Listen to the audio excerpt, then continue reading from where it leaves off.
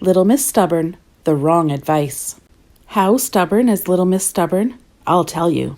She was driving along the other day when she came to a sign which said, "Bridge washed away." "Nonsense!" she cried. "If I want to drive along this road, then I will." And she carried straight on. Into the river. Splash! Well, she would, wouldn't she? There was no bridge. That's how stubborn Little Miss Stubborn is. The one thing she hates more than anything else in life is advice. If you are as stubborn as Little Miss Stubborn, advice is there to be ignored.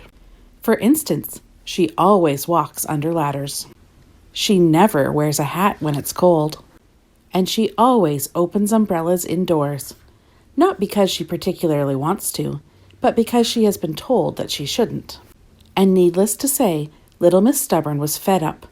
However, last Monday, she met Little Miss Sunshine. Miss Stubborn was covered in wet paint. The sign on the bench had read wet paint, but she had sat on the bench all the same. "Do you know what your problem is?" said Little Miss Sunshine. "You always ignore good advice. You ought to start listening to what people have to say and save yourself a lot of trouble."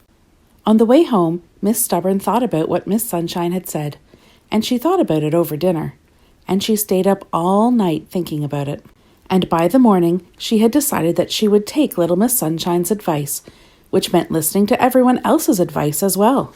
She set off into town shopping. The first person she met was Mr. Wrong. "Don't turn right at the end of the road. There's a hole in the ground," advised Mr. Wrong. Miss Stubborn was about to say, "Don't be ridiculous," when she stopped and remembered what she had decided. "Thank you," she said. When she got to the end of the road, she turned left and fell down a hole. Bump! Mr. Wrong had got it wrong, as usual. The next day, she took Little Miss Dottie's advice and used the hairdresser she recommended. Oh, dear! She took Mr. Silly's advice on the best place to buy an umbrella. She took Little Miss Scatterbrain's advice on directions to the beach. And Mr. Dizzy told her about his new shortcut to avoid the traffic. Little Miss Stubborn was fed up. Again! At the end of the week, she met Little Miss Sunshine in the grocer's. "Mind the—" began Little Miss Sunshine.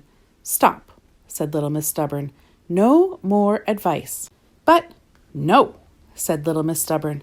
"You're about to—" "Not another word," demanded Little Miss Stubborn, and turned and pointed to a sign. "I know this is a slippery floor, but I want to go this way, and so I will." And with that, she slipped over. Bump! "You really are the most stubborn person I know," laughed Little Miss Sunshine. "No, I'm not."